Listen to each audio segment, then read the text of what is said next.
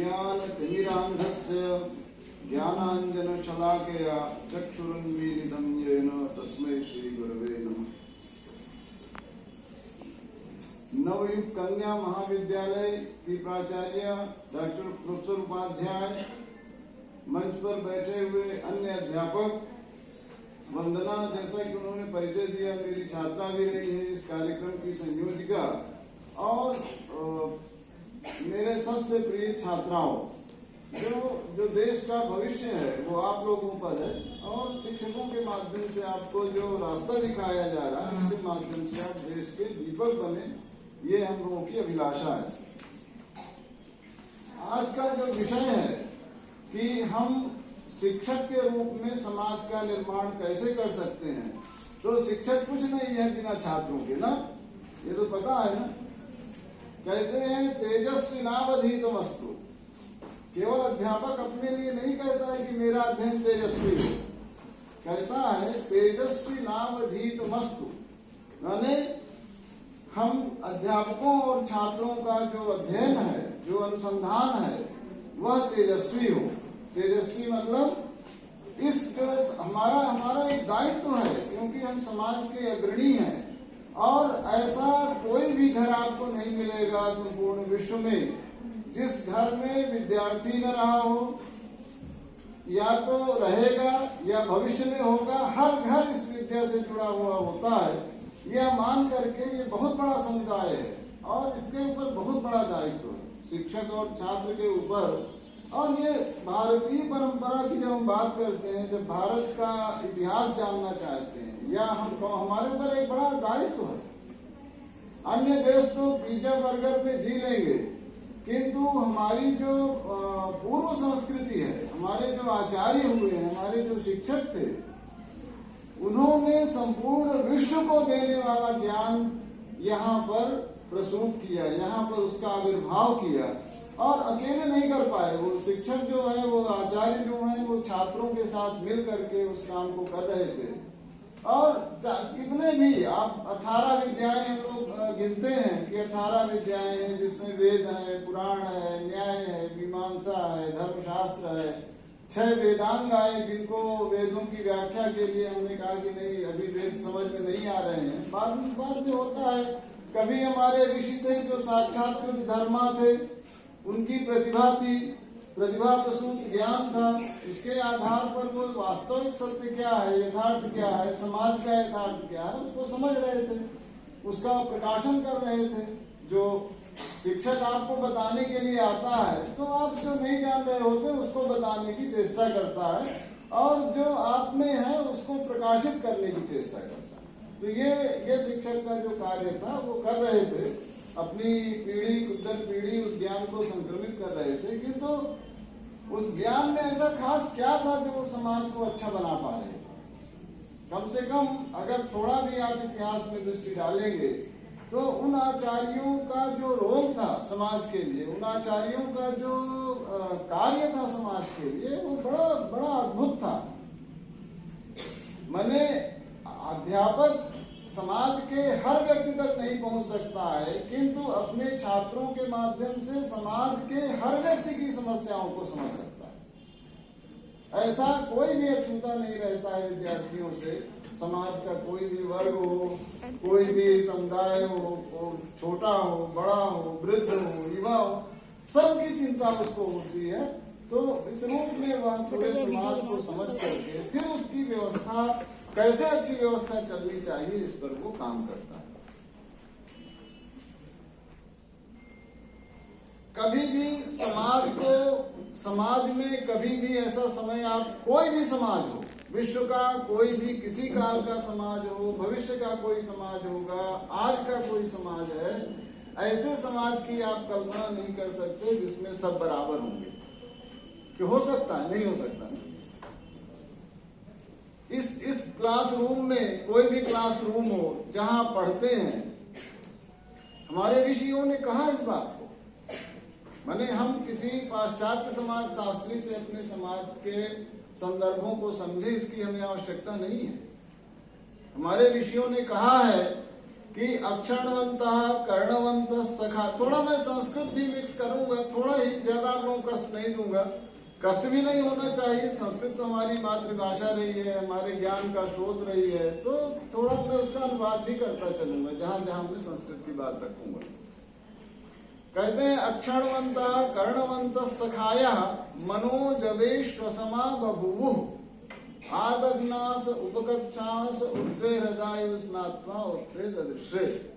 जब क्लासरूम में विद्यार्थी पढ़ने आते हैं गुरु के सामने, तो गुरु का जो संप्रेषण, एक मिनट बैठ जाए आप लोग, उपचारिकाएं फिर बाद में करनी। तो जो सामने जो विद्यार्थी होता है, गुरु उनको समान भाषण देता है, समान वक्तव्य देता है, समान बात कहता है। जो बात हमें कहनी है कक्षा में आकर के, वो तो सबके लिए एक समान हम कहते हैं। और जो रिसीवर है, जो उसको ग्रहण कर रहा है, वो भी एक ही परिवेश से आया हुआ है, समान वयस्क है। कहते हैं कि सखाया, वो सखा है, मित्रता है उनमें। मित्रता किसमें होगी? जो समान धर्म होंगे, प्राय समान धर्म मित्रता होगी। अक्षणवंतः ज्ञानेन्द्रियां, दो ज्ञानेन्द्रियां ज्ञान के लिए आवश्यक है, आंखें और कान।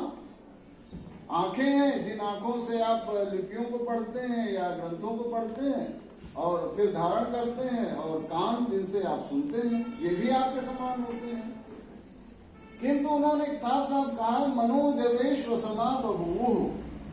जब धारण की बात आई, ग्रस्त करने की बात आई, तो असमानता आ गई। है, होता है कि नहीं? क्लासरूम में तो होता है, दिखाई पड़ता है, कोई फर्स्ट पोजीशन पाता है, कोई नीचे भी जाता है, कोई कई तरह के उसमें भेद होते हैं। ये स्वाभाविक भेद है, ये किसी के द्वारा किया गया भेद नहीं है, ये समाज का स्वाभाविक नियम है। पेड़ होंगे समान नहीं हो सकते हैं, पेड़ों में भेद होगा। इसी प्रकार से हमें भी भेद तो है, उस भेद को पहचाना भी गया। किंतु क्या भेद हो गया है, किसी कारण से हम पिछड़ गए हैं, तो क्या उसको छोड़ देना चाहिए?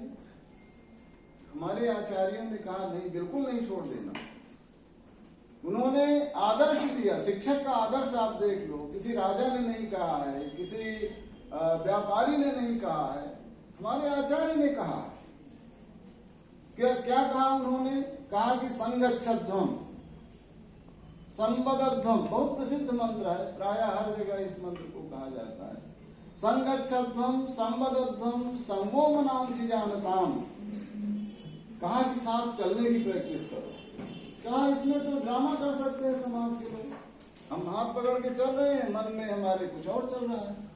कहा संवदध्वम यथे माम वाचम कल्याणी मावदानि जनेभ्यः राजन्याय चार्याय च शूद्राय चारणाय च। किसी के भी साथ समान वाणी बोलनी है, अच्छी वाणी बोलनी है, मधुमत्तमा जो वाणी है, मीठी वाणी है, उसको बोलनी है, माने कल्याणकारिणी भद्रकारिणी वाणी हमें बोलनी है। कहा कि ये भी, इसमें भी आप ढोंग कर सकते हो कि हम तो नहीं, आपके लिए बहुत अच्छी बात बोल रहे हैं, फिर भी मन में आपके कटुता है या आप अवसर की प्रतीक्षा कर रहे हो। तो कहा कि संगच्छध्वम संवदध्वम संगो मनांसि जानताम, मन को ठीक कर लो।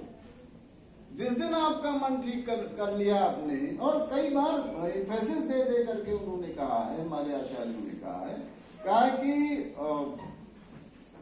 मने दूरं गमं ज्योतिषाम ज्योतिरेकम तन्मे मनः शिव संकल्पमस्तु यद् जाग्रतो दूरमुदयति तद् सुप्तस्यास्य तथैवैति। दूरं गमं ज्योतिषाम ज्योतिरेकम तन्मे मनः शिव संकल्पमस्तु। हम इस मन को जो चंचल है, भगवान श्री कृष्ण कहते हैं, वो अर्जुन कहते हैं, अर्जुन जैसा शिष्य हो और श्री कृष्ण जैसा आचार्य हो, फिर क्या पूछना है? फिर तो आप इतिहास बना सकते हो। जब जानने की बारी आई, मैं अपनी क्लास में, शायद भुवनेश्वरी जी को याद होगा, मैं अपनी हर क्लास में, हो सकता है उस समय में कहते रहे, किंतु अब मैं जब भी क्लास में जाता हूँ तो अपने हर विद्यार्थी को एक बात जरूर कहता हूँ। गीता में ज्ञान की शर्त दी गई कि कौन जानेगा। ज्ञान मैंने शिक्षा जब आप ले रहे हैं तो ज्ञान ही ले रहे हैं ना। तो शिक्षा के माध्यम से जो आपको, शिक्षण परंपरा के माध्यम से जो आपको ज्ञान मिल रहा है, उस ज्ञान को आप कैसे रिसीव करोगे? तो कहते हैं तद्विद्धि प्रणिपातेन परिप्रश्नेन सेवया उपदेक्षन्ति ते ज्ञानं ज्ञानिनः तत्त्वदर्शिनः। जो तत्वदृष्टा आचार्य, देखो इसमें दोनों की शर्तें हैं, इसमें छात्र की भी शर्त है और अध्यापक की भी शर्त है। छात्र कैसा होना चाहिए, शिष्य कैसा होना चाहिए, कहा तद्विद्धि प्रणिपातेन, उस ज्ञान के प्रति आप में आस्था होनी चाहिए। आपको ये पता होना चाहिए कि यह ज्ञान आपके लिए और आपके समाज के लिए, आपके परिवेश के लिए यह अत्यंत उपादेय है, हमारे जीवन को अच्छा करने जा रहा है, इसलिए उस ज्ञान के प्रति आपने श्रद्धा होनी चाहिए। जब तक श्रद्धा नहीं होगी ज्ञान के प्रति, जो शिक्षा लेने आप आए हैं उस शिक्षक के प्रति कम हो, वो चल जाएगा। आपस में माँ विद्विषा भाई भी कहते हैं ना, वो आदर्श रख रहे हैं कि हमें द्वेष नहीं करना है, शिक्षक और छात्र को द्वेष नहीं करना है, किंतु जो शिक्षा है, जो ज्ञान है, उस ज्ञान के प्रति तो कम से कम हमें भक्ति होनी चाहिए, हमें श्रद्धा होनी चाहिए। तद्विद्धि प्रणिपातेन परिप्रश्नेन, अगर आप अच्छे छात्र हैं, अगर आप में चेतना है, चेतना आपकी सब अच्छे हैं, हम किसी को भी खराब मान के चल ही नहीं सकते हैं, किंतु हमारे लिए प्रिय कौन है, जो परिश्रमी है। विद्या वै ब्राह्मण माजगाम गोपाय मां सेवधिष्ठे हमस्मि, तुम मेरी रक्षा करो, मैं तुम्हारे लिए कल्याणकारिणी हूँ। ये विद्या सरस्वती माँ सीधे आकर के कह रही, कहती है कि उसको मत देना इस ज्ञान को जो असूया करने वाला हो, उस ज्ञान के प्रति तिरस्कार की भावना हो, असूयकाय अनृजवे, जो कोमलमति का न हो। विद्या जब आप सीखेंगे तो आपके मन के जो अहंकार है, मन के जो दोष हैं, उन दोषों को दूर कर देंगे, तभी आपकी चेतना जागृत चेतना मानी जाएगी, तभी आपकी भावना जो आचार्य महर्षि वाल्मीकि की थी कि एक क्रौंच पक्षी को देखा उन्होंने, क्रौंच पक्षी का वध देखा, उससे उनकी आत्मा झकझोर उठी। किसी पत्नी का वियोग नहीं था, आज कहते हैं वियोगी होगा पहला कभी। अरे क्यों भाई, दुनिया में वेदना देने वाली और चीजें नहीं है। उन्होंने एक पक्षी का, ये है मानवीय भावना, ये है हमारी करुणा की भावना, ये है हमारी ममता की भावना कि समाज का प्राणी माने इंसान तो छोड़ दो, हम एक पशु और पक्षी के प्रति भी इतनी जागृत चेतना रखते हैं कि उसको कोई मार नहीं सकता है, मारा है तो गलत किया है, इसलिए उसको प्रतिष्ठा नहीं मिलनी चाहिए।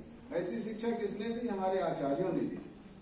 तो कहते हैं उसमें कि प्रणिपात और परिप्रश्न आप तब करेंगे जब आप में चेतना आपकी जागृत होगी, आपकी चेतना जागृत होगी, और सबकी होती है, सब कर सकते हैं, अगर नहीं है तो कर सकते हैं, बहुत से साधन, मैं साधनों को ही बता सकता हूँ। कहते हैं कि फिर उपदेक्षन्ति ज्ञानम, शिक्षकों की भी उसमें परीक्षा है।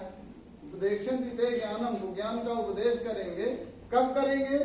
तत्वदर्शिना, जब वो तत्वदृष्टा होंगे, वह शास्त्र के यथार्थ को, या जो भी साइंस है, टेक्नोलॉजी है, वर्तमान का ज्ञान है, साइंस टेक्नोलॉजी के साथ साथ हमारा जो मानविकी है, शिक्षा शास्त्र है, संस्कृत के शास्त्र है, ये सारे के सारे वो तब आपको कुछ दे सकते हैं जब उसके यथार्थ को समझेंगे। उपदेक्षन्ति ज्ञानम ज्ञानिना तत्वदर्शिना, ज्ञानी का और भी बहुत लक्षण किया है उन्होंने शंकराचार्य ने कि अमानित्वम, उसमें अहंकार नहीं होना चाहिए। अरे हम अध्यापक हैं, हम लोग छात्रों से 9 बजे आ जाते थे, 10 बजे 9 बजे रात तक बैठ करके छात्र आ रहे हैं, पूछ रहे हैं, बता रहे हैं, कोई ऐसा अहंकार हम लोगों का जेएनयू परिसर जो है प्रायः इस बात के लिए जाना जाता है। ठीक है, वहाँ की विसंगतियां हैं, बहुत तरह की विसंगतियां समाजों में, शिक्षालयों में होती हैं, किंतु तो हम उसको भी ठीक करने का प्रयास ही कर रहे होते हैं, शिक्षक और छात्र सब मिल करके। कहते हैं वो ज्ञान का उपदेश करेंगे। तो श्री कृष्ण से अर्जुन कहता है कि तुम्हारी सारी बातें ठीक हैं, मन का निग्रह भी कर लूं मैं, कैसे कर लूं? कह रहे चंचलम ही मना कृष्ण प्रमाति बलवत दृढ़म तस्याहम निग्रहम मन्ये वायोरिव सुदुष्करम। जैसे वायु को हम नहीं पकड़ सकते हैं, उसी प्रकार से अपने इस चंचल मन को नहीं पकड़ पा रहे हैं। सबका मन बाहर जा रहा है, किसी के क्लास में मन लगा हुआ है, किसी घर में मन लगा हो, कहीं न कहीं रहता है, कई तरह की संगतियां होती हैं, उनमें आदमी फंसा हुआ होता है, ये स्वाभाविक है, इसको कोई। किंतु श्री कृष्ण अगर ये कह देते कि नहीं तुम तो बिना मतलब की बात कर रहे हो, देखो मेरा मन निग्रहित है, तो शिष्य की अनास्था हो जाती। वो कहता कि मेरे दर्द को समझ नहीं रहा, ये कैसा आचार्य। तो भगवान श्री कृष्ण ने वहीं पर कहा कि असल से महाबाहो मनो दुर्निग्रहम चलम।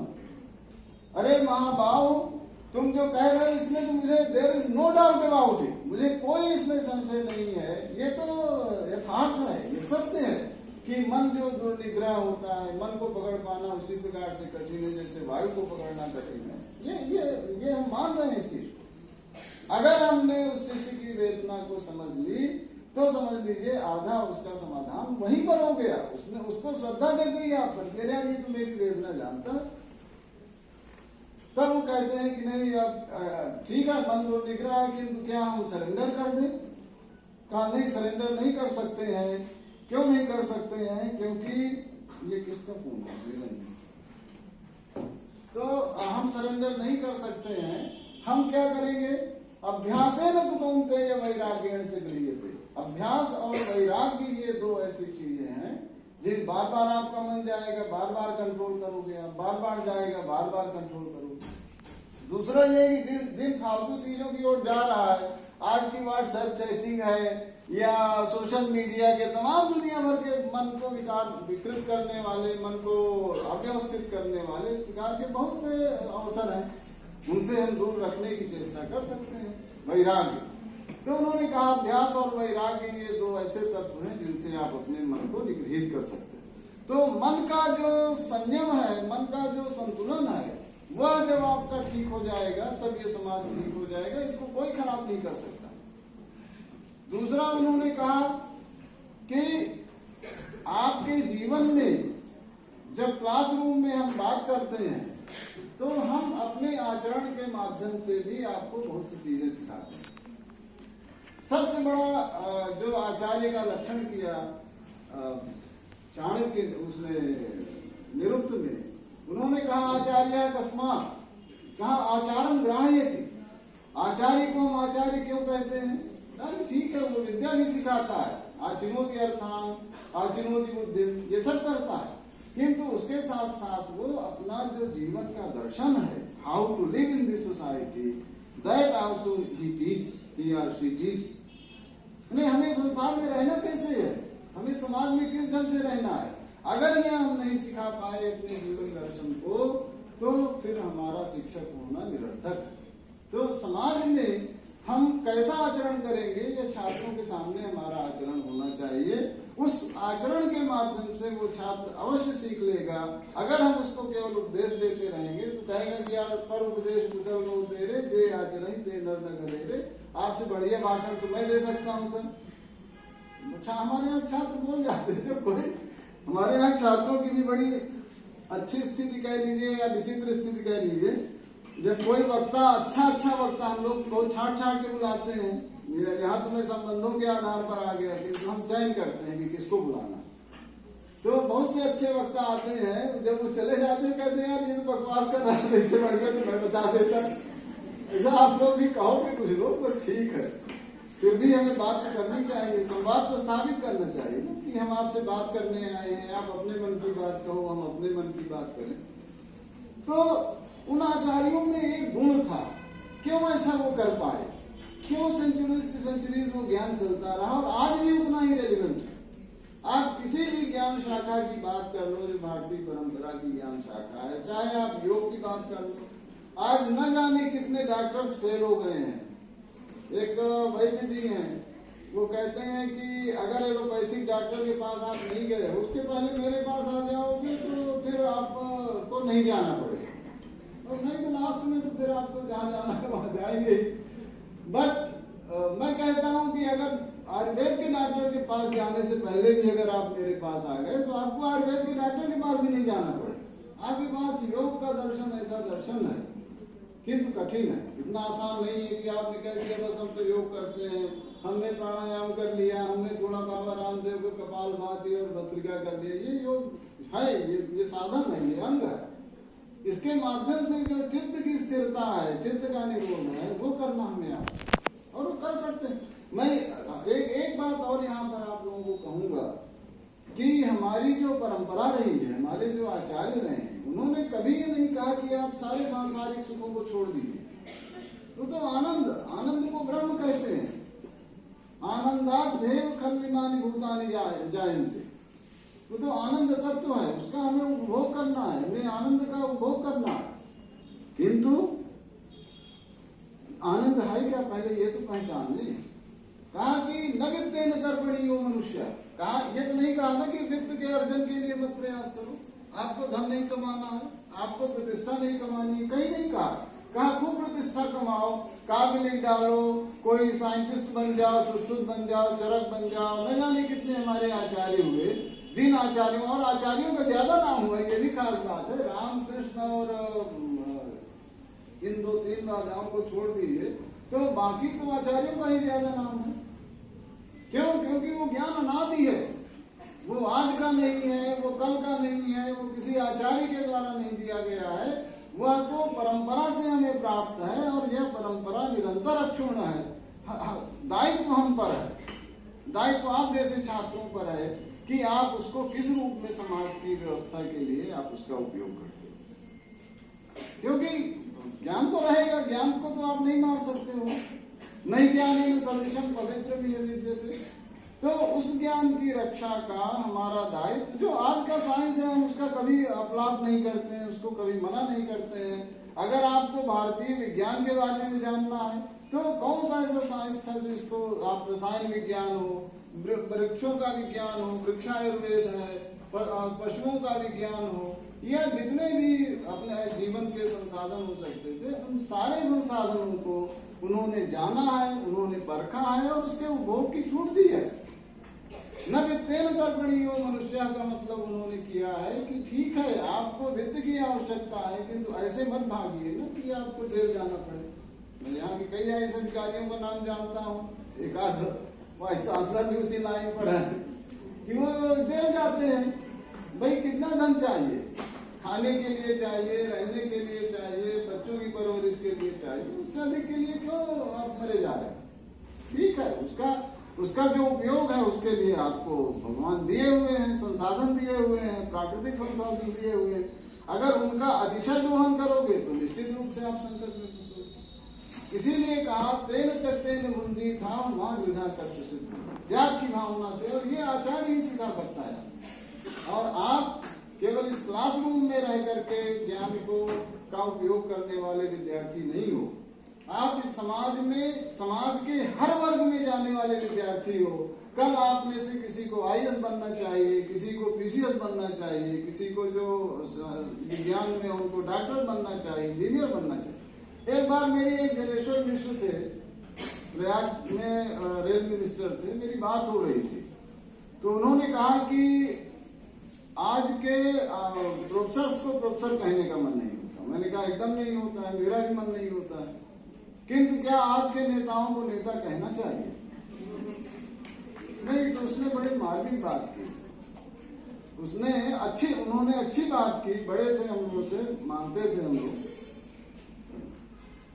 उन्होंने कहा कि देखिए मिश्रा जी, अगर कोई इंजीनियर खराब करेगा, गलत अपने ज्ञान का उपयोग करेगा, तो एक पुल टूटेगा, जैसे वहां टूट गया गुजरात में या कहीं पर भी, बहुत जगह टूटते रहते हैं। पुल खराब करेगा, 150 लोग मर जाएंगे। कोई डॉक्टर अगर खराब करेगा, 2-4 केसेस खराब करेगा, लोग जाना बंद कर देंगे। किंतु अध्यापक खराब हो गया तो कहाँ जाएंगे छात्र? कहा कि आप पीढ़ी का निर्माण करते हो, आप 25 साल बाद जो पीढ़ी तैयार करने जा रहे हैं, वो पीढ़ी अगर खराब हो गई तो आपका देश कहाँ जाएगा?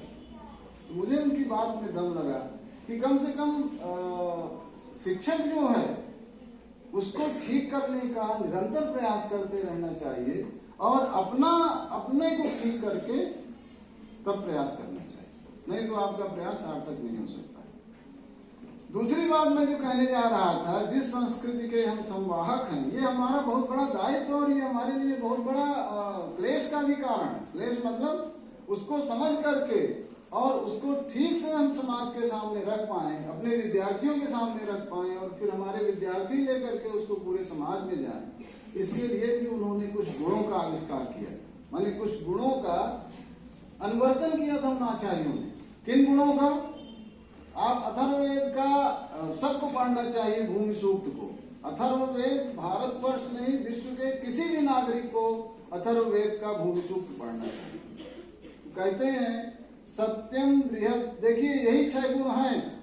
अगर इनका हमने अपने जीवन में, बहुत कठिन है, इतना आसान नहीं है। इतना आसान होता, समाज सब ठीक कर रहा होता तो उनको कहने की जरूरत नहीं पड़ती। नहीं कर रहे होते हैं, इसलिए बार बार ये बातें कही जाती है, चाहे संगत शब्दों की बात हो, चाहे जो कहते हैं सत्यम। सबसे पहला जो हमें आचरण करना है वो सत्य का आचरण। अगर समाज का हर व्यक्ति सत्य का आचरण करने लग जाए तो समाज में कोई व्यवस्था रह जाएगी। हम घर में झूठ बोल जाते हैं, कहीं भी हम झूठ बोल जाते हैं, निरर्थक भी झूठ बोल जाते हैं। इतनी झूठ की आदत बन गई है कि जिस झूठ का कोई मतलब नहीं है वो भी झूठ बोल जाते हैं। आ रहे हैं बदौलिया से बोल देंगे, नहीं बेनियाबाद से आ रहे हैं, कुछ भी कर जाए। सत्यम बृहत, बृहत सत्यम, ultimate truth, there is no any possibility of untruth. आपको झूठ की वहां कोई गुंजाइश ही नहीं है। सत्यम बृहद ऋतम, ऋत क्या है? आपका वैश्विक नियम कह लीजिए, मानसिक संकल्प कह लीजिए। जो सत्य हमारा मौखिक भाषण है जो हम मुंह से बोलते हैं, और ऋत जो हमारा मानसिक संकल्प है, वो ठीक रहेगा तो आपके अगर मन ही ठीक हो गया तो फिर क्या पूछना। सारा तो गीता को आप पढ़िए, वो कहते हैं कि यार तुम इंद्रियों के निग्रह के पीछे मत पड़ो, तुम मन का निग्रह कर लो।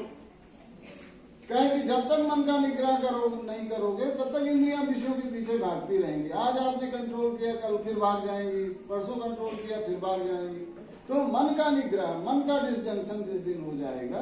शकुंतला अपने प्रियतम के बारे में सोच रही है, अभी अभी उसका परिणय हुआ है, दुष्यंत से हुआ है। दुर्वासा पहुंच जाते हैं, वो कहते हैं कि मुझे पहचान नहीं रही हो। वो कहती है कि मैं कुछ और सोच रही हूँ, कहां से पहचानूंगी, मेरा दिमाग यहाँ पर नहीं है। तो मन ही जो है वह प्रत्यक्ष करता है, रिसीव करता है। मन हमारा कहीं और है तो हम नहीं सुनेंगे आपकी बात, बोलते रहो आप, ठीक है ना। तो मन को ठीक करना, इसके लिए उन्होंने मानसिक संकल्प को ठीक करना, इसके लिए बहुत प्रयास किया। सत्यम बृहद् उग्रम तपः, उसके बाद तपस्या का नंबर आता है। अच्छे मन से करेंगे आप तो अच्छे क्षेत्र में करेंगे, अच्छी एरिया में करेंगे। नहीं तो जैसे हमारे यहाँ भारत तेरे टुकड़े होंगे, ये भी मन से ही होता है, ये करेंगे तो उसमें जो है उग्रम तपः, आपको उग्र तपस्या करनी है। कुर्बन ने कर्माणि विशेषतम समा। कभी कभी हमारा भी मन नहीं होता है क्लास न लेने का, किंतु ये हमारा स्वभाव नहीं बन जाना चाहिए कि हम क्लास नहीं लेना चाहते। ये हमारा स्वभाव नहीं बन जाना चाहिए कि हम क्लास को कट करते हैं, बंद करते हैं। लड़के आजकल कहते हैं कि आज सर बंद है, मतलब सामूहिक छुट्टी हमने कर ली, हमने कर ली है, अध्यापक करे न करे, ठीक है। तो ये कहते हैं उग्रम तपा, सत्यम बृहद् उग्रम तपो दीक्षा, अनुशासन, जीवन का एक अनुशासन होता है। दीक्षा तपो ब्रह्म, सत्यम बृहद् उग्रम तपो दीक्षा ब्रह्म, ब्रह्म माने ज्ञानम, सबसे बड़ी चीज है ज्ञान। आज हमारा देश क्यों पीछे है? हम समाज निर्माण की बात कर रहे हैं, किंतु समाज से क्या बनेगा? देश ही तो बनेगा अगर हमारा समाज अच्छा हो गया। आज हम ज्ञान में पीछे हैं। हमारे ज्ञान को लेकर के जो वैश्विक ज्ञान है वो प्रगत हो गया, किंतु हम पिछड़ गए। मैं लिंग्विस्ट हूँ, ये लोग जानते हैं जो संस्कृत के हैं। मैं यूरोपियन लिंग्विस्टिक्स को भी मैं पढ़ता हूँ। 19th सेंचुरी में लिंग्विस्टिक्स नाम की कोई शाखा होती है ज्ञान की, ये यूरोपियंस ने जाना 19th सेंचुरी में, और उन्होंने कहा है without the understanding of Sanskrit linguistics it was impossible to develop this 19th century European linguistics. माने अगर भारतीय संस्कृत लिंग्विस्टिक्स से हमारा परिचय नहीं हुआ होता तो हमारा 19th सेंचुरी का यूरोपीय भाषा विज्ञान अपने अस्तित्व में नहीं आता। ये कहते हैं, वो कहते हैं, हम तो अपने आचार्यों को बहुत मानते हैं। हमने दर्भ पवित्र पाणी शुचावो काशे कामो को पुरुषे महता प्रयत्न सूत्राणि प्रणयतिस्म, पाणी के लिए बोलते हैं कि एक वर्ण भी उसमें निरर्थक नहीं हो सकता। क्यों? क्योंकि इतने मनोयोग से उन्होंने अपने शास्त्र का प्रणयन किया था। पूर्व की ओर मुख करके बैठे थे, प्राची दिशा की ओर मुख करना वो अपना ज्ञान के विकास का साधन है। क्योंकि जो सूर्य से जो चेतना आती है, लोकेन चैतन्य में, वो चेतना उनको चाहिए होती है। ज्ञान के विकास के लिए चाहिए होती है। तो ये जो परंपरा हमारी थी उसमें ब्रह्म माने ज्ञानम, उस ज्ञान का विकास करना आज की डेट में हमारे इस देश के लिए किस प्रकार के ज्ञान की आवश्यकता है, उसको परिस्थिति को समझ करके वैज्ञानिक ज्ञान हो, वह साहित्यिक ज्ञान हो, सांस्कृतिक ज्ञान हो, उन सब का हमें अनुसंधान करके, और जो अपने देश के लिए, ये नहीं कि पाश्चात्य कर रहे हैं इसलिए हम कर रहे हैं। पाश्चात्यों ने अपनी आवश्यकताओं के अनुरूप उन्होंने विकास किया, मेडिसिन में विकास किया, ठीक है, विसंगतियां भी बहुत तरह की उनके बीच में आ गई हैं। उन विसंगतियों से बचते हुए हम उनके ज्ञान का भी उपयोग कर सकते हैं, किंतु वह भारतीय परिस्थिति में वह ज्ञान किस रूप में उपयोगी है, जब तक इस बात को हम नहीं समझेंगे तब तक हम उसका अनुसंधान नहीं कर सकते हैं, उसके माध्यम से हम अपना विकास नहीं कर सकते।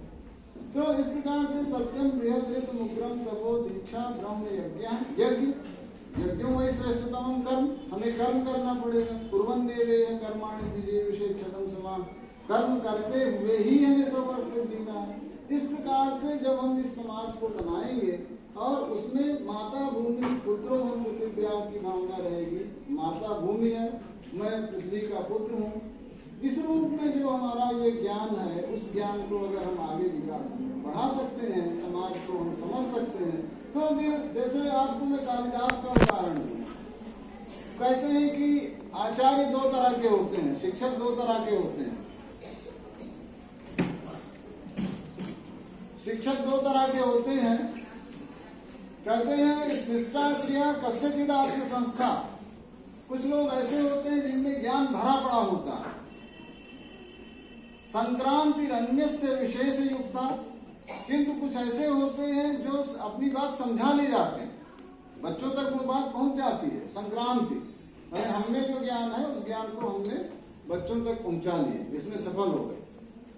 कहता है दोनों ठीक नहीं है, कह रहे हैं कि यत्रो वयम साधु शिक्षकाणाम, जहां पर दोनों है, माने हमें ज्ञान भी ठीक ठीक है, हमें अच्छा ज्ञान है, गंभीर ज्ञान है, और उसकी संक्रांति भी अगर हम कर ले जा रहे हैं, अगर हम आगे बढ़ा ले जा रहे हैं, तो फिर हम उत्तम शिक्षक हैं इस रूप में उन्होंने।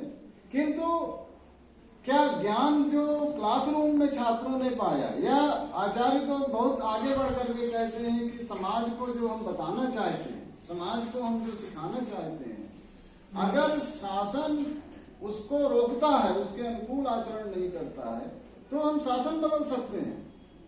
हमें तो ऐसा शासन चाहिए जो आचार्य, तपस्वी आचार्य, शुद्ध मन से करने वाला आचार्य, समाज के लिए जिस ज्ञान का प्रकाशन करना चाहता है, जिस ज्ञान का विकास करना चाहता है, उसके लिए वह उचित परिस्थिति अगर पैदा कर रहा है तो शासन चलेगा, नहीं तो नहीं चलेगा।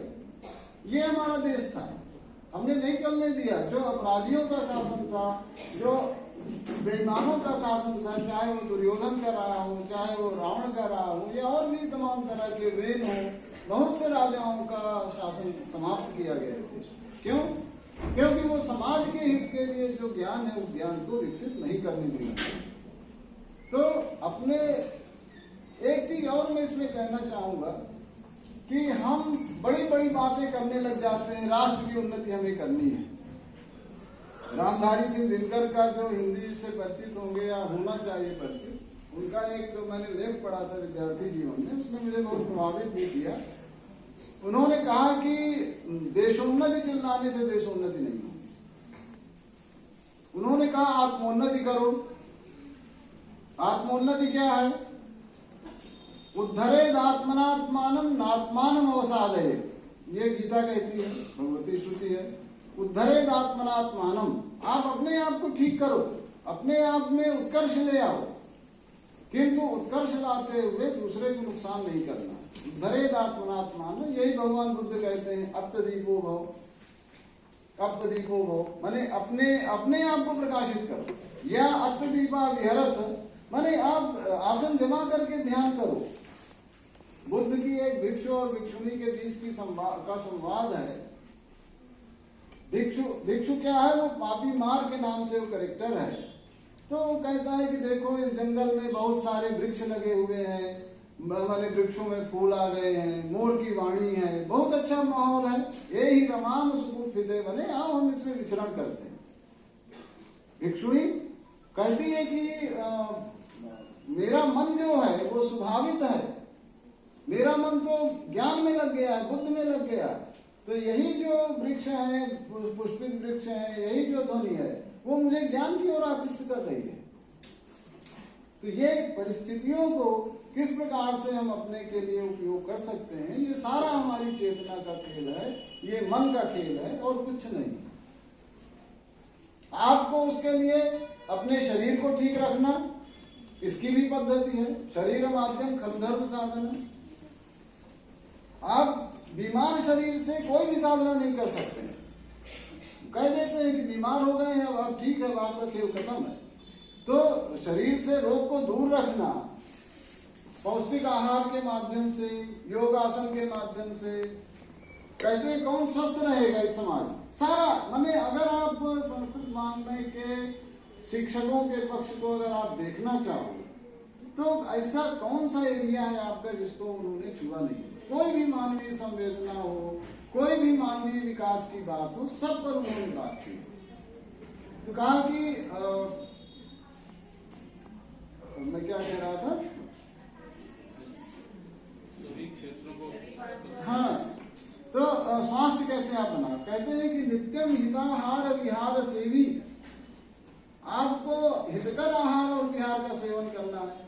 पता लगा कि टेस्ट में मैगी आ गई है तो हम टेस्टी फूड खा रहे हैं, मैगी खा रहे हैं, और वो आपके स्वास्थ्य को अगर फायदा कर रहा है आप खाओ, सब्जी डाल करके खाओ, अच्छा बना करके खाओ, कोई दिक्कत नहीं। किंतु अगर वो नुकसान कर रहा है तो मत खाओ। नित्यम हिताहार विहार सेवी, जाड़ा है तो थोड़ा कपड़ा पहनो, जाड़ा नहीं है तो कम पहनो। नित्यम हिताहार विहार सेवी समीक्षकारी, काम हम जो करने जा रहे हैं उसकी समीक्षा करके करो कि वास्तव में ये काम करना चाहिए कि नहीं, ये करणीय कर्म है या अकरणीय कर्म है। व्यसनेश हो सकता है, कुछ व्यसन होते हैं, उन व्यसनों से दूर रहना जो हमारी बुद्धि को विकृत करते हैं, ऐसे व्यसनों से दूर रहना। आगे और कठिन परीक्षा है। कहते हैं दाता, अगर आप समाज का कुछ उपकार कर सकते हैं, अपने में से कुछ बचा करके किसी को दे सकते हैं, वो भी करते चलिए। दाता समत्व बुद्धि होनी चाहिए। कोई ये कमजोर है मुझसे, इसको हे दृष्टि से देखना है, ये मुझसे मजबूत है तो इससे डर के देखना है, ये होना ही नहीं चाहिए। ये जो समत्व बुद्धि का कॉन्सेप्ट है, ये भारतीय दर्शन की सर्वोच्च अवधारणा है। यहाँ दर्शन के लोग बैठे हैं, कहते हैं कि अहम आत्मा गुणाकेश सर्वभूताशय स्थिता। भगवान श्री कृष्ण कहते हैं कि ममैवांशो जीवलोके जीवभूत सनातन। ये जो आप जितने लोग हैं, इनमें जो चैतन्य है, इनमें जो कॉन्शियसनेस है, वो कहाँ से, सबकी एक है। कहते हैं ममैवांशा, मान लो मैं सुप्रीम कॉन्शियसनेस हूँ, अल्टीमेट कॉन्शियसनेस हूँ, तो उसी का तो सब कुछ अंश है, उसी का सारा रिफ्लेक्शन है। प्रकाश और विमर्श के माध्यम से उसको संयुक्त राशि में समझें, या भारतीय दर्शन में वेदांत के माध्यम से समझें, अद्वैत के माध्यम से, द्वैत के माध्यम से, जो चेतना मुझ में है वही तो सब में है। फिर ये कौन ऊंचा हो गया, कौन नीचा हो गया? समत्व की बुद्धि। अगर समत्व की बुद्धि आ गई तो फिर आप बीमार नहीं होंगे। दाता समा सत्य पर आश्रित है तो आप बीमार नहीं होंगे, क्योंकि मन आपका कुंठित होता है, बार बार कुंठित होगा तो निश्चित रूप से आप में कोई न कोई बीमारी आ जाए। तो दाता समा सत्य परा, क्षमा, किसी ने अपराध किया क्षमा करो, बहुत से संकटों से बचेंगे। वो कहते हैं बुद्ध की नहीं वेरेन वेरानी संबंधीद उदाचनम अवेरेन से संबंधी ऐसे धम्मो समंतन। वैर से वैर नहीं शांत होता, वैर न करिए तो वैर शांत हो जाता है। किंतु इस फिलॉसफी का हमारे देश में नुकसान भी हुआ है। दुश्मन आए हमें मारते रहे, हमने कहा कि नहीं भाई हम वैर नहीं करेंगे। इतना भी नहीं, उन्होंने नहीं वेरेन वेरानी कहा था, उन्होंने कहा था कि मां हिंस्यात् सर्वभूतानि, किसी भी प्राणी की हिंसा मत करना, किंतु आततायिन मायांतम हन्या देवा विचारे। अगर कोई आतताई बन करके आपके सामने आ रहा है तो आप उसको बिना विचारे मारो। अगर हमने इस फिलॉसफी को माना होता तो हमारा देश परतंत्र नहीं हुआ होता। आज हम फिर से उसी विश्व की जो उत्तम संस्कृति है, उत्तम संस्कृति के रूप में ही रहे होते। कई चीजें हो सकती हैं, वो इतिहास जो हुआ सो हुआ। अभी जो हमें करना है जो आज के आचार्यों को अपने छात्रों के माध्यम से करना है, वो करना है। वो तो शिक्षा देते ही हम सत्यम वद धर्मम चर स्वाध्यायान्मा प्रमदाः ना।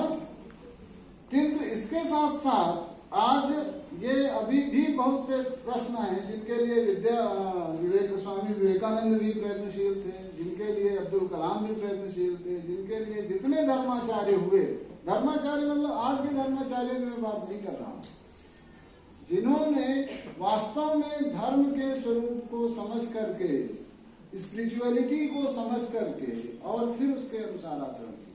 ये भी एक बड़ा स्त्रीणीय शब्द है धर्म, माने जिसको हम स्पिरिचुअलिटी कहते हैं। What is spirituality? धर्म को तो केवल पूजा करना धर्म नहीं है, पूजा करना का भी मैं संदर्भ ले सकता हूँ। धर्म क्या है? धृति, क्षमा, दमो, आस्तेय, शौच, इंद्रिय निग्रह, धीर विद्या, सत्य मत क्रोधो, दशकम धर्म लक्षण। ये 10 चीजें धर्म में होनी चाहिए। ये अगर आप में है तो आप देश के लिए, अपने लिए, समाज के लिए, सबके लिए काम कर सकते हैं। किंतु जो स्पिरिचुअलिटी है वो क्या है? जैसे मैं प्रायः लोगों को सजेस्ट करता हूँ, कई छात्र मन में कई व्यथाएं लेकर के आते हैं विश्वविद्यालय में, वो उन व्यथाओं को तब तक नहीं छोड़ पाए होते हैं, एमए में आ गए, रिसर्च में आ गए, परेशानी में है। मैं कहता हूँ आदित्य हृदय स्तोत्र का पाठ करो। ये आदित्य हृदय स्तोत्र का पाठ मात्र 3 मिनट का है। भगवान आदित्य की स्तुति है। और राम जब संकट में थे, युद्ध नहीं जीत पा रहे थे, 2 बड़े युद्ध हमारे यहाँ हुए, दोनों संकट में थे, जीत नहीं पा रहे थे, महाभारत और रामायण में। दोनों में, एक में दुर्गा की उपासना, आदिशक्ति की उपासना, ईश्वरी की उपासना, और एक में आदित्य हृदय स्तोत्र। ये 2 प्रिस्क्राइब किए गए हैं ऋषियों के द्वारा, हमारे आचार्यों के द्वारा। इनका क्या रहस्य? कहते हैं कि जो स्पिरिचुअलिटी है वो जो उपास्य है आपका, उसके गुणों का अनुसंधान ही तो है, और वो गुण हम में आ जाए, वह सामर्थ्य हम में आ जाए, इसी की तो प्रार्थना हम करें। किंतु वह सामर्थ्य आ जाए, इसके लिए हमें प्रयत्न करना होता है। हम अपने प्रयत्न से ही सफल होते हैं। कुर्वन्नेवेह कर्माणि जिजीविषेच्छतं समाः। कोई दूसरा रास्ता नहीं है जो कर्म किए बिना आपको कहीं आगे ले जा सके। आपको और हमें मिल करके कर्म करना चाहिए। महिलाओं की प्रगति के लिए आज मुझे सुखद अनुभव हो रहा है कि यहाँ सारा जो व्यवस्था है वह सारी अपने प्राचार्य हों, उनके सहयोगी आचार्य हों, तो ये देख करके अच्छा लगता है।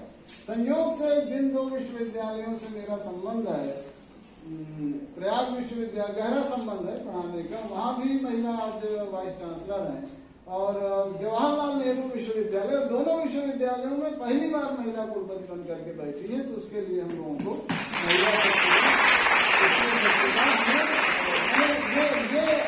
लक्ष्य अचीव करना वैदिक ऋषियों ने शायद उतना नहीं किया था। आज हम उस परंपरा की ओर बढ़ रहे हैं, ये भी आवश्यक है। इसके लिए भी हमारे शिक्षण संस्थानों में अनुकूल वातावरण बनना चाहिए। दूसरा, मैंने कहा कि समत्व की बुद्धि को लाने के लिए हमारे शिक्षण संस्थानों में वातावरण बनना चाहिए। हमारे जो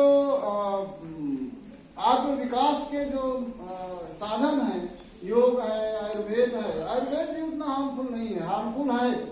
अगर आपको बिना किसी प्रकार की मेडिसिन के बिना आपका जीवन बीत जाए तो इससे अच्छा कुछ नहीं है। हम लोगों ने इस तरह के जीवन अपने जीवन काल में ही देखे हैं। माता जी का जीवन देखा है और लोगों का जीवन देखा है जिनको कोई औषधि नहीं लेनी पड़ी। 90 साल, 93 फिर ज्यादा। हमारे यहाँ कहते हैं योगे नामते तनुत्ते जाम। वेंटिलेटर में क्यों जीना, पता है कि नहीं रहना है, तो कहते हैं योगे नामते तनुत्ते जाम, धैर्य पूर्वक अपने शरीर को छोड़ देना। ये भी हमारी बुद्धि में आना चाहिए।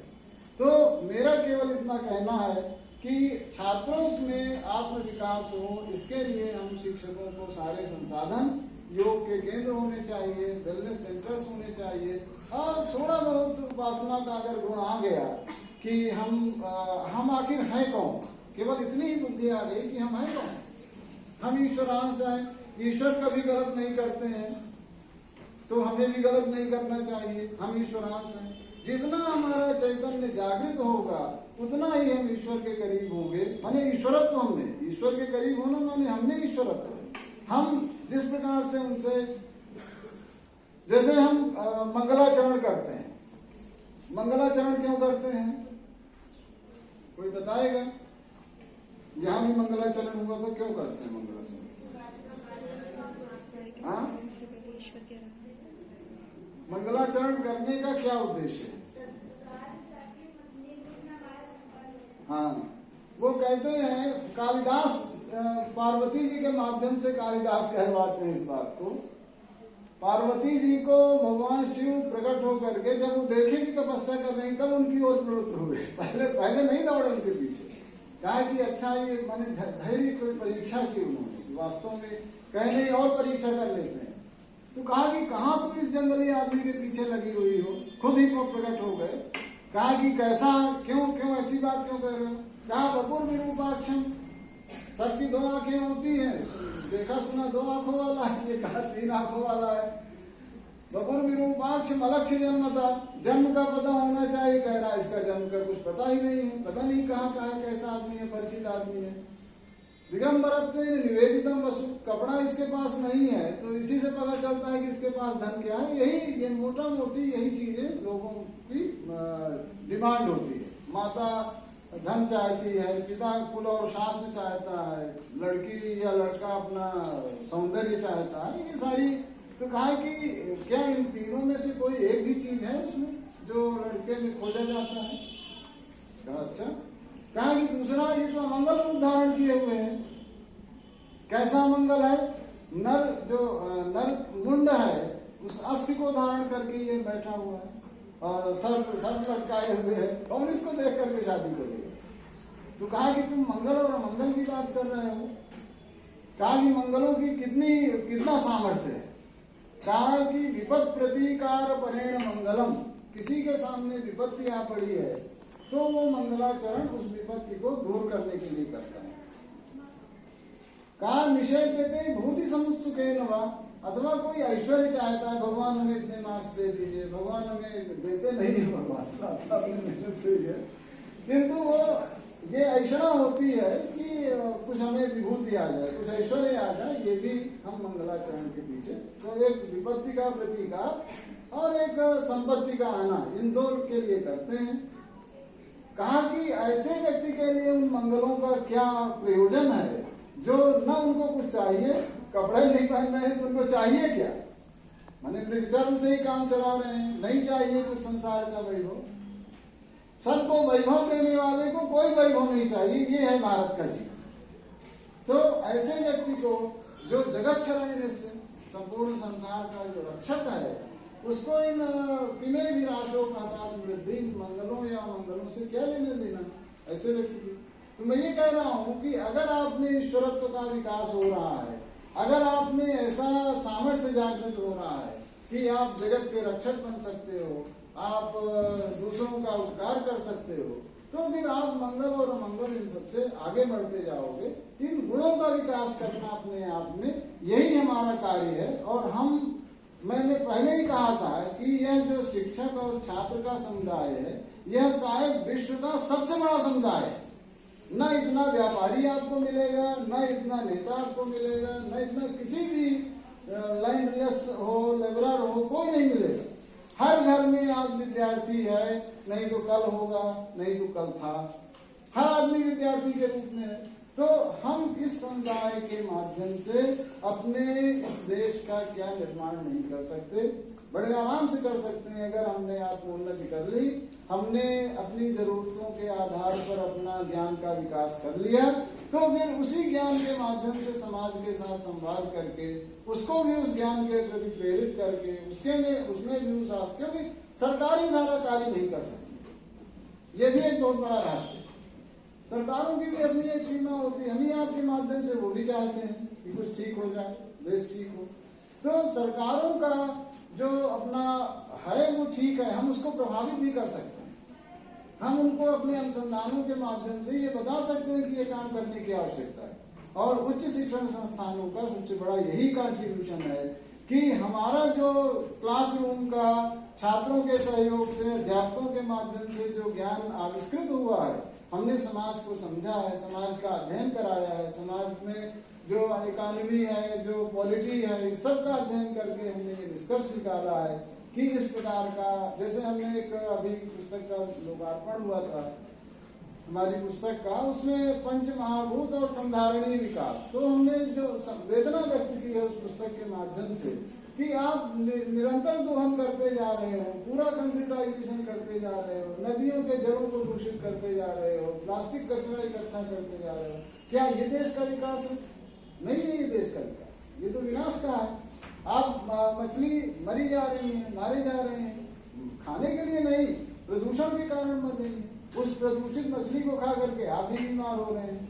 आज जितना फूड सप्लाई है, फूड चेन है, अगर उसमें कहीं पर भी मिलावट का अवसर है तो आप मिला दे रहा है। कौन सी शिक्षा व्यवस्था इस चीज को सिखा रही है?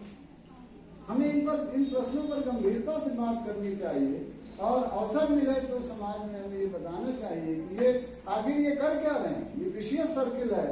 आज आप इस पोल्यूटेड फूड को खा रहे हैं, कल आप बीमार हो रहे हैं, किडनी ट्रांसप्लांट हो रहे हैं, कितनी यातना से गुजरना पड़ता है, कितने लोग कैंसर के पेशेंट्स हो रहे हैं।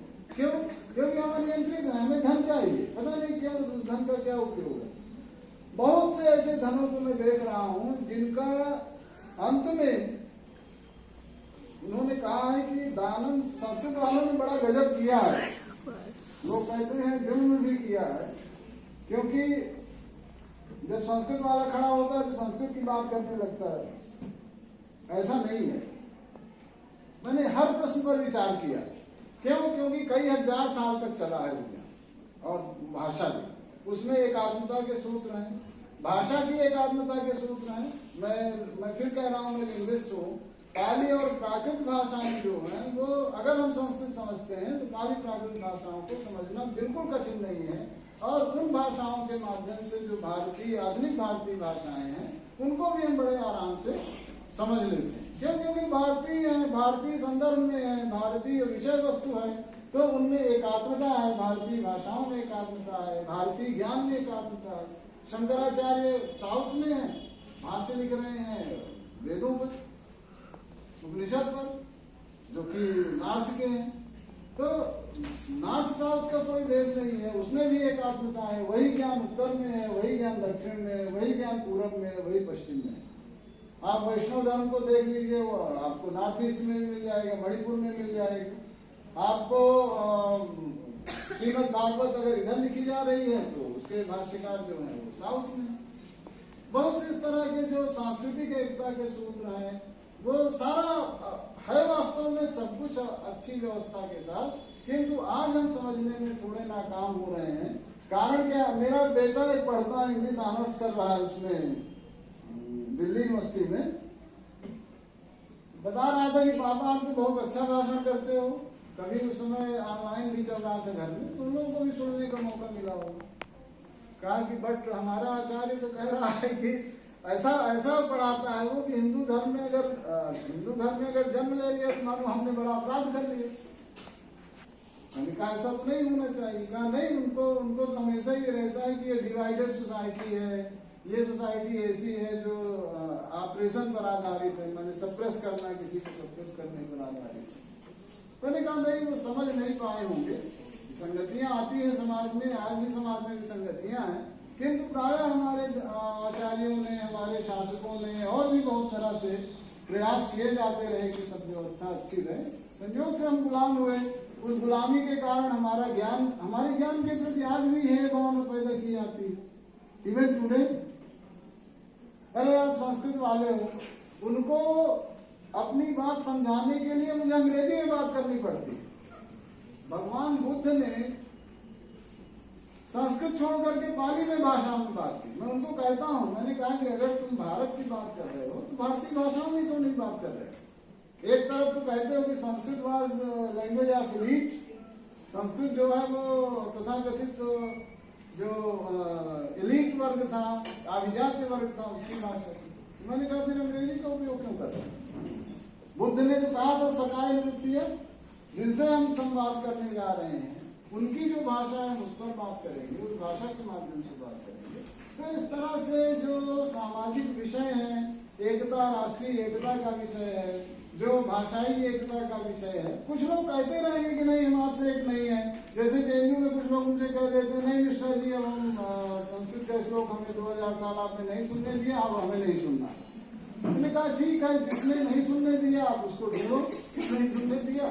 हम तो सुनाने के लिए और सुनने के लिए तैयार हैं। हम संवाद करते हैं, अगर कोई कमी है तो उसको एक्सेप्ट करते हैं और अपने इस ज्ञान परंपरा के माध्यम से या वर्तमान जो हमारा है उसमें विकसित ज्ञान के माध्यम से, ठीक है, इंडियननेस हमारे ज्ञान में होना चाहिए। इंडियन जो पर्सपेक्टिव्स हैं उनको हमें ध्यान में रखना चाहिए, चाहे वो समाज के हों, चाहे वो दर्शन के हों, चाहे वो राजनीति के हों, चाहे वो विज्ञान के हों, उनका विकास होना चाहिए। उसमें जब कोई चीज सफलता न मिले तो फिर आप पाश्चात्य ज्ञान को ले आओ और उसके माध्यम से अपना विकास करो। किंतु मुख्य लक्ष्य ये है कि आत्म विकास होना चाहिए और अपने साथ साथ सबका विकास होना चाहिए। यह हमारी परंपरा है। यही कह करके मैं अपनी बात को विराम दूं।